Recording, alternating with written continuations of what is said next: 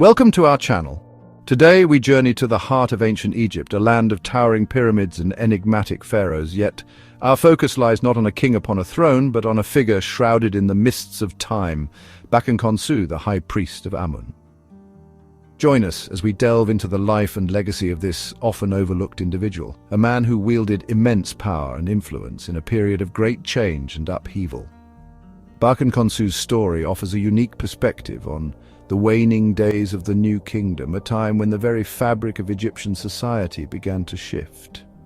Through his tale, we'll uncover the intricate workings of the Amun priesthood, their pivotal role in the Egyptian state, and how individuals like Bakenkonsu shaped the destiny of a civilization. The River Nile, a verdant ribbon winding through the desert, gave birth to one of the most enduring civilizations in human history. And at the heart of this civilization lay its spiritual core, the city of Thebes.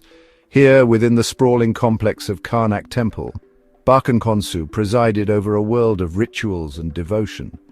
As High Priest of Amun, he was the earthly intermediary to Egypt's most powerful deity. Imagine, if you will, the grandeur of the temple complex, colossal statues gazing down upon throngs of worshippers, the air thick with incense and the rhythmic chanting of priests echoing through vast colonnaded halls. Bakenkonsu, adorned in elaborate robes and carrying a ceremonial staff, would have been a commanding presence. His days were consumed by rituals, each movement meticulously choreographed to appease the gods and ensure the continued prosperity of Egypt. These ceremonies were not mere superstition, they were the very lifeblood of Egyptian society. Amun, the king of the gods, represented the unseen forces that governed the Nile's floods, the land's fertility, and ultimately the fate of the pharaoh and his people. Bakenkonsu, as Amun's earthly representative, held the responsibility for maintaining this delicate balance between the mortal and the divine. He oversaw the daily offerings to the god, from simple bread and beer to lavish gifts of gold and precious stones. He also played a key role in the great festivals that punctuated the Egyptian calendar. These elaborate celebrations, lasting for days, involved processions of sacred barks carrying images of the gods, accompanied by music, dance, and offerings on a truly grand scale. During Bakenkonsu's tenure, the cult of Amun reached its zenith. Amun-Re, a fusion of Amun with the sun god Ra, became the supreme deity of the Egyptian pantheon. This theological shift further solidified Thebes as the religious center of the kingdom. Bakenkonsu's role in this evolving religious landscape cannot be overstated. He was not simply a passive figurehead, but an active participant in shaping the beliefs and practices of his time. His influence extended beyond the temple walls, touching the lives of every Egyptian. He was a symbol of continuity, a link to the divine in a world often characterized by uncertainty and change. The Nile, lifeblood of Egypt, nurtured not only its fields but also a complex society with its own intricate hierarchies. Bakenkonsu, as High Priest of Amun, occupied a position of immense power and influence, rivaled only by the pharaoh himself. For the temple was not merely a place of worship. It was an economic powerhouse. Imagine, if you will, vast tracts of fertile land stretching out from the banks of the Nile, all belonging to the temple of Amun. These estates, worked by countless laborers, provided a steady stream of grain, linen, and other agricultural produce. But the temple's wealth did not end there. Granaries overflowing with grain stood as a testament to the temple's economic might. Workshops bustling with activity churned out exquisite furniture, finely woven fabrics, and gleaming gold ornaments, all destined for the temple's coffers or for trade. Bakenkonsu, as the head of this vast economic empire, held the keys to unimaginable wealth. He oversaw the management of the temple's estates, directed the flow of goods and services, and controlled a workforce numbering in the thousands. This economic power translated into political clout. In the waning days of the New Kingdom, as the pharaoh's authority began to weaken, the influence of the Amun priesthood grew. Bakenkonsu, wielding the temple's economic might, was a force to be reckoned with. He could influence the pharaoh's court, dictate policy, and even challenge the throne itself. The line between religious and secular authority blurred, with figures like Bakenkonsu holding the reins of both. The temple, under his stewardship, became a state within a state, a bastion of wealth and influence in an increasingly fragmented kingdom. This growing power of the priesthood foreshadowed the tumultuous times to come when Egypt would be divided and the pharaoh's authority would be challenged as never before. Bakenkonsu's story offers a glimpse into this pivotal period, a time when the old order began to crumble and new power structures emerged from the ruins. He was a product of his time, a man who navigated the treacherous waters of Egyptian politics with skill and ambition. His legacy, however, extends far beyond the accumulation of wealth and power. It lies in the lasting impact he had on the institution of the Amun priesthood, an institution that would continue to shape the destiny of Egypt for centuries to come. Bakenkhonsu as a diplomatic mediator. The Egyptian sun, a relentless god in its own right, beat down on a kingdom in flux. The once unified empire under the rule of powerful pharaohs now faced challenges from within. The late New Kingdom was a time of fragmentation, with local rulers, or nomarchs, asserting their independence. In this climate of uncertainty, Bakenkonsu, the High Priest of Amun, emerged as a figure of stability and authority. His position at the helm of the powerful Amun priesthood afforded him a unique perspective, a vantage point from which he could observe the shifting sands of Egyptian politics. While the pharaoh's grip on power waned, the influence of the Amun priesthood, with its vast economic resources and spiritual authority, grew. Bakenkonsu, shrewd and pragmatic, recognized the need for a mediating force in these turbulent times. He understood that the temple, though powerful, could not exist in isolation. Its prosperity was inextricably linked to the stability of the kingdom. And so he stepped into the role of a diplomat, a bridge between the fragmented state and the restive nomarchs. Imagine, if you will, Bakenkonsu, clad in his priestly robes, his face weathered by years of wisdom and responsibility, traveling the length of the Nile. He journeyed not as a conqueror but as a mediator, seeking to broker peace and maintain a semblance of unity. He met with nomarchs, powerful men in their own right, each vying for a greater share of power. He listened to their grievances, their ambitions, their fears for the future, and he spoke to them of the need for unity, for a common purpose, for a return to the stability of the past. Bakenkonsu's efforts may have prevented the complete disintegration of the kingdom, at least for a time. He understood that the temple's own survival depended on a degree of order, on a functioning state. His diplomatic endeavors offer a glimpse into the complex realities of the late New Kingdom, a time when traditional power structures were breaking down and new alliances were forged in the fires of change. Bakenkonsu, though a man of the temple, was not blind to the realities of the world beyond its walls. His story reminds us that history is not merely a linear progression, but a tapestry woven from countless individual threads. Bakenkonsu's thread, though often overlooked, played a significant role in shaping the destiny of Egypt in this pivotal period.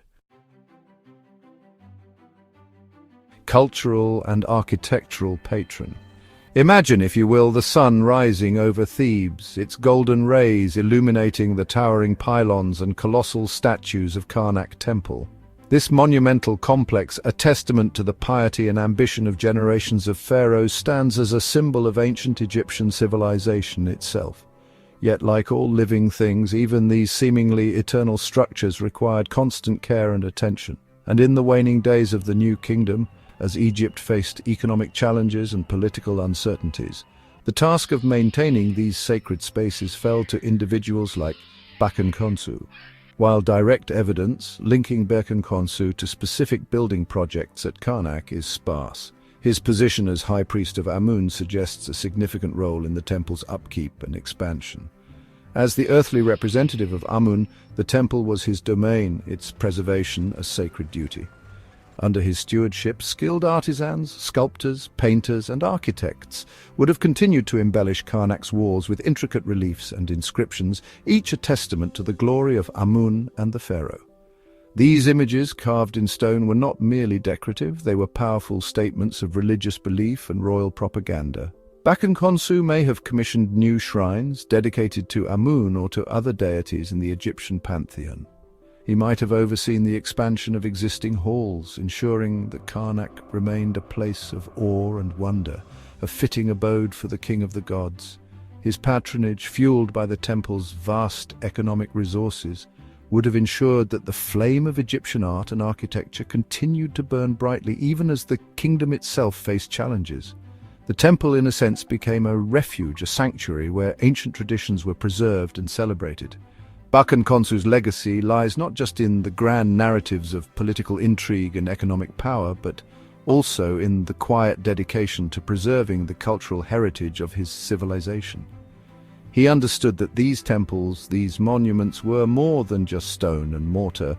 They were repositories of Egyptian identity, a tangible link to the glorious past. His story reminds us that even in times of turmoil and uncertainty, the human spirit seeks solace and inspiration in the enduring power of art, faith, and the continuity of tradition.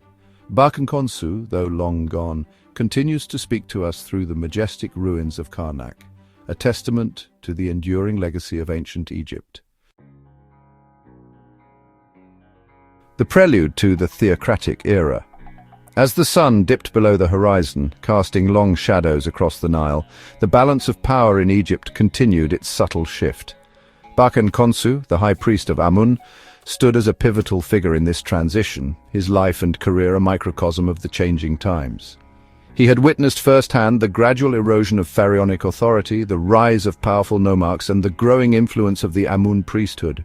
The seeds of change sown during his tenure would ultimately blossom into a new era, the theocratic age.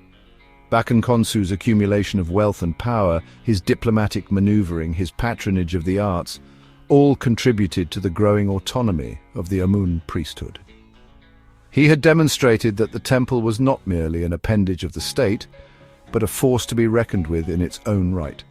His successors, inspired by his example, would continue to consolidate the priesthood's power. One such figure, Herihor, would ultimately assume the mantle of kingship in Upper Egypt, ruling from Thebes with the full authority of Amun behind him. The theocratic age, though short-lived, marked a radical departure from traditional Egyptian governance. The pharaoh, once considered a living god, was now eclipsed by the very priests who had once served him. Bakenkonsu, though he predated this dramatic shift, played an undeniable role in laying its foundation. He had shown that the priesthood, with its vast wealth, its connection to the divine, and its influence over the people, could operate independently of and even supersede the pharaoh. His story serves as a cautionary tale, a reminder that even the most enduring of institutions are subject to the winds of change. The Egypt that Bakenkonsu knew, an Egypt ruled by god-kings from their opulent palaces, was slowly giving way to a new order. And yet, amidst this upheaval, Bakenkonsu's legacy endured. The Amun priesthood, strengthened by his leadership, would continue to play a pivotal role in Egyptian society for centuries to come. He stands as a testament to the enduring power of faith, the allure of wealth, and the ambition of individuals to shape the destiny of civilizations. His story, though shrouded in the mists of time, offers a fascinating glimpse into a pivotal period in Egyptian history, a period that continues to captivate and intrigue us today. Thank you for joining us on this journey into the life and times of Bakenkonsu, the forgotten High Priest of Amun. His story, though often overlooked, offers a fascinating window into a period of immense change and upheaval in ancient Egypt. We've explored his role as a religious leader, an economic powerhouse, a diplomat, and a patron of the arts. We've seen how his actions, both subtle and significant, helped to shape the destiny of a civilization. If Bakenkonsu's story has ignited your curiosity about the ancient world, be sure to subscribe to our channel for more fascinating tales of history's hidden figures. Until next time, keep exploring, keep questioning, and keep the spirit of discovery alive.